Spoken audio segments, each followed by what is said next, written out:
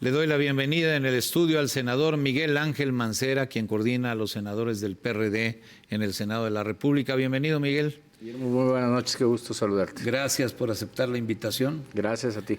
Tantos temas por hablar, ¿verdad? Varios, sí, cómo no. Vaya que hay temas. Vaya que hay Oye, a temas. ver, y debido a tu pasado siempre en el sector de la seguridad, de la Procuración de Justicia, hace rato escuchábamos a López Obrador otra vez con esta pretendida reforma al Poder Judicial. Cada que le pega a la Corte, habla de reformar al Poder Judicial. Te pregunto, con base en tu experiencia, ¿que el pueblo elija a magistrados, jueces y ministros? No, nosotros no estamos en esa línea de pensamiento. La verdad estoy convencido que es un compromiso de muy alta especialización y que requiere de un proceso de depuración en el tracto para decidir quiénes, hombres o mujeres, encabezan esta tarea.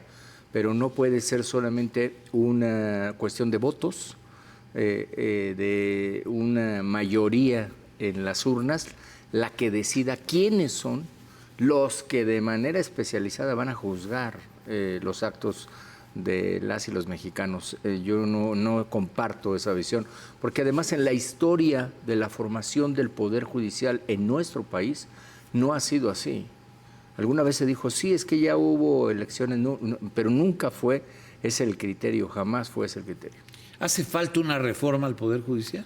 Sí creo que hacen falta reformas al Poder Judicial y yo diría, por ejemplo, para efectos de que no se dicten resoluciones de esas llamadas que reponen procedimiento, porque hay personas que han estado esperando su sentencia y cuando ésta llega los vuelven al principio.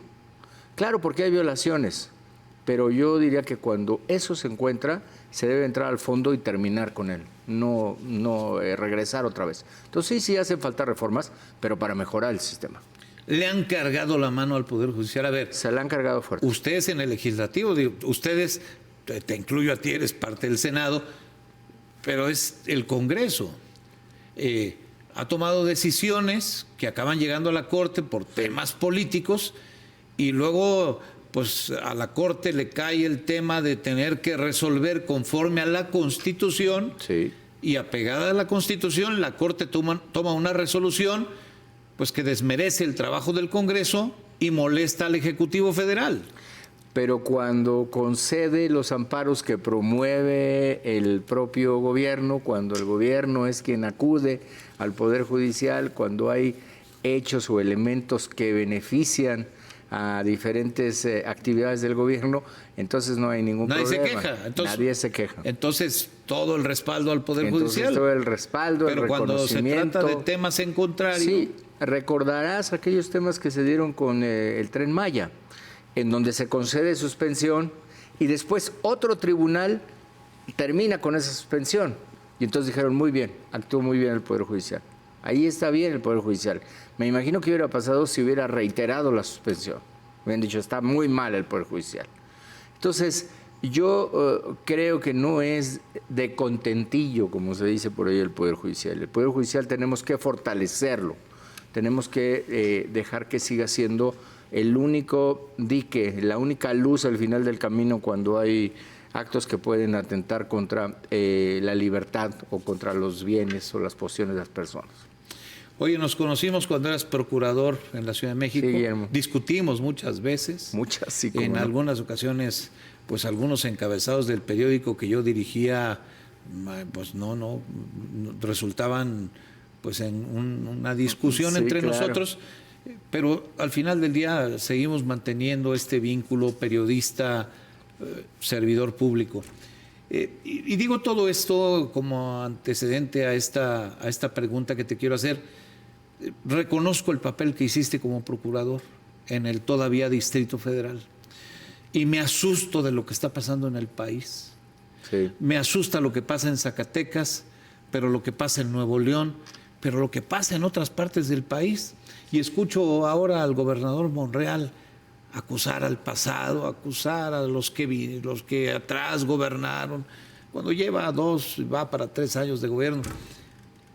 Cuando están muriendo jovencitos, adolescentes, como estos 7, secuestrados en Zacatecas, 6 de los cuales aparecieron muertos. Sí. Dame tu opinión franca sobre... Luego fuiste jefe de gobierno de la ciudad, Sí. lo viviste desde otra perspectiva, pero dame tu opinión sobre lo que está pasando en materia de seguridad en el país. Yo creo que ha habido un relajamiento de la línea de contención y ataque. Entonces, cuando tú relajas esa línea de contención y de contrafuego, porque tiene que haber contrafuego en algunas de estas líneas. No abrazos. No abrazos. Entonces, pues lo que sucede es que estos señores, por controlar el trasiego, por controlar lo que ahora además han avanzado en ya controlar precios de productos, distribuirlos, venderlos, estar metidos en ese tipo de operaciones, pues se enfrentan. Y sí, claro, se enfrentan entre grupos, pero hay daños colaterales en esos enfrentamientos. Hay gente inocente que también se ve afectada. Y además crea un clima de zozobra para las personas. Entonces, yo estoy convencido de eso, porque si lo ves uno a uno, hoy puedes decir que tienes 150, 160,000 elementos, digamos, hacia Guardia Nacional, pero tienes 180,000 en los cárteles, ¿no? Según las cifras que se han dado. El quinto empleador del país. El quinto empleador del país. Qué cifra, Es brutal. qué terrible.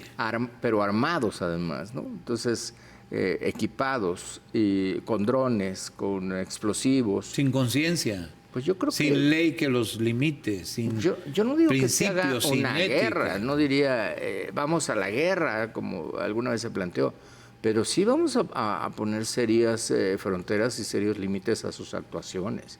Sí creo que eso tiene que ser un antes y después. Aquí contigo platicamos un hecho y después si me permites, voy a compartir contigo algunos números. Cuando yo dije, estamos viviendo esta crisis porque se ha permitido una salida masiva de las prisiones. Sí, sí. Y ahora se presumen reducciones en ciertos delitos del fuero común porque otra vez se están llenando las cárceles. De verdad, si revisamos ahora, Guillermo, y pudiéramos revisar ahora mismo, verías que hay un aumento cuando menos de 20,000 personas en prisión. O sea, ahí van hacia el fuero común. Nada más que los cárteles se cocinan aparte. Y los cárteles están creciendo en fuerza, y si dejan que sigan creciendo en fuerza, basta ver el mapa que tiene la DEA de las organizaciones criminales mexicanas en Estados Unidos, no en México, en Estados Unidos, es enorme. El mapa de México es terrible. La ocupación de territorio nacional por parte de los cárteles es terrible. Sí. No sé qué va a pasar en las elecciones del próximo año, pero si ya en el 21 vimos una injerencia de las organizaciones criminales brutal en los procesos electorales, no sé qué nos espera en el 24. A ver, te pregunto, vamos a lo electoral. Sí.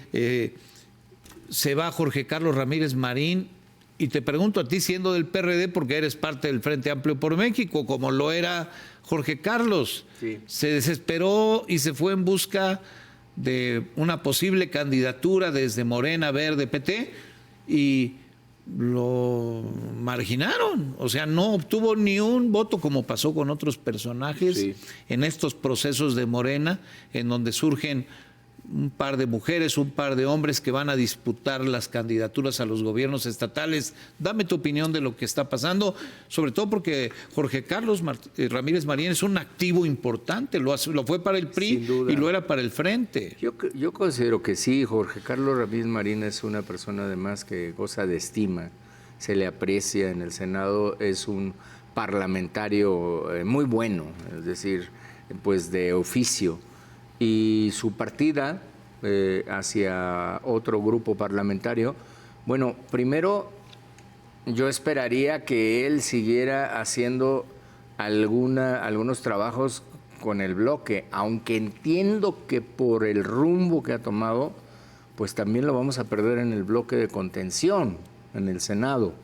Es decir, el Senado de la República en el bloque de contención perdería un integrante. Un gran activo. Un gran activo, sí, porque además en el debate pues nos es muy importante Jorge Carlos. Va, o al menos lo que yo leí, iba por esa candidatura, parece que no se la dieron, al menos de entrada en Morena, No sé el verde qué decisión vaya a tomar, porque él lo que dijo es que se iba. No parece al que se verde, vayan a ¿no? romper como en Coahuila, ya vimos cómo les fue, ¿no? Tendrían que decidir ir solos y solamente llevar a Jorge Carlos. Seguramente buscará entonces otra posición, quizá irá a competir ahora para regresar como senador de nueva cuenta. En alguna posición deberá estar. No creo que él vaya a hacer solamente un paso, como dicen por ahí, sin red de protección. Miguel, cuéntame de las actividades del Senado. Ya empecé por otros temas, Sí. porque son noticia hoy, pero a ver, nombramientos pendientes. Tenemos pendientes nombramientos de sala especializada. Tenemos nombramientos pendientes que van a llegar de esta terna de la Suprema Corte de Justicia para designar al sala superior.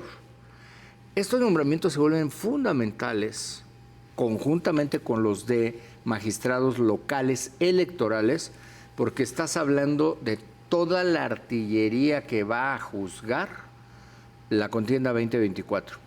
La contienda electoral. Sí, la contienda electoral 2024. Hombres y mujeres, magistradas, magistrados que estarán en la decisión de los estados, en la decisión de la parte especializada y la decisión última de la sala superior. Entonces es un tema de muy alta responsabilidad que viene de cara a las próximas semanas en el Senado. Urgente de más. No debemos demorar más tiempo. Ya ha habido un retraso considerable. Y en el tracto que sigue, por ejemplo, de sala superior, pues debemos de darle ya la continuidad que se requiere. INAI. INAI sigue atorado. Bueno, ya la Corte los deja chambear, ya pueden sacar los temas, ya lo destrabó. Y a pesar de ello, Morena insiste en no aprobar los nombramientos. No está en su agenda, la verdad es que hemos insistido mucho, no está en la agenda. La conformación, como tú bien sabes, de la agenda en mesa directiva requiere de mayoría. No alcanzamos todavía esa mayoría, pero vamos a seguir insistiendo. Y ojo, están perdiendo de radar que hay un amparo en curso. Y ese amparo puede llegar hasta la consecuencia de separar del cargo, de imponer multas a las y los senadores que están incumpliendo con lo que es una obligación constitucional. Se llama técnicamente omisión legislativa. Y esa omisión es atribuible sin duda. ¿Y tiene consecuencias? Tiene consecuencias, claro, tiene consecuencias. Miguel, dame tu opinión antes de despedirnos del paquete económico. He escuchado muchas críticas, sobre todo en torno al endeudamiento, al gran déficit que plantea el gobierno de casi 2 billones de pesos para el próximo año. La parte de presupuesto de egresos, los gastos no pasan por ustedes en el Senado, son atribución de la Cámara de Diputados, pero la ley de ingresos sí. Sí, nosotros vamos a estar atentos, incluso déjame decirte algo, en el análisis de la propia ley de egresos. ¿Por qué? Porque se está dando ya una discusión, Guillermo, que va a seguir en los próximos días, de si se puede impugnar o no. Y ese análisis va a ser un análisis muy importante porque se podría ir hacia una acción de inconstitucionalidad de lo que se apruebe. Hay una baja considerable en los temas de ¿Otra vez salud. a la Corte? Sí, bueno, al Poder Judicial. Al Poder porque Judicial. lo que le dijeron antes es, baja tus salarios. Entonces, el Poder Judicial dijo, yo soy autónomo, a mí no me vas a decir cómo tengo que... Y tuvieron toda la razón, así quedó. Pero ahora le dicen, en lugar de darte 10, te doy 5. Entonces, tenemos que analizar muy bien si eso está en contra de la Constitución, porque no está permitiendo que funcione un poder como debe de funcionar. Entonces, ese análisis va a ser de los próximos días, y también todas las reducciones que hay tan sensibles en rubros tan importantes, ¿no? Las reducciones en salud, las reducciones en infraestructura, las reducciones en muchos de los rubros. Salud, educación, seguridad. Sí, muy importante. Prioridades del país. Las prioridades del gobierno son otras. Fundamentales. Las grandes obras, sí, y programas sociales al alza electoralmente. Que además van a traer... por temas electorales. Y se lo decíamos al secretario de Hacienda, van a traer un déficit que además no está justificado ni siquiera en la cuenta técnica el número que se está manejando ahora, y se hacía un análisis ahí de adultos mayores de 11.400.000 contra 10.700.000, que es la cifra que está dando. La previsión que se tiene tendría un excedente de varios miles de millones contra lo que realmente se tiene. Entonces, eso también es mucho dinero. Es mucho dinero. Es mucho dinero. Pues van a dar nota estos días. Vamos a dar nota estos días. En el Senado y en la Cámara de Diputados. Sí. Y esperemos que no haya alguna locura en materia de miscelánea fiscal, que ese va a ser un análisis muy interesante que vamos a tener. Sí. Ya lo comentaremos. Sí, así es. Miguel Ángel Mancera, gracias por venir al programa, Guillermo, gracias por estar en el estudio. Siempre un gusto saludarte. Un gusto que estés aquí y seguiremos conversando. Muchas gracias por la oportunidad. Hasta pronto, muchas gracias.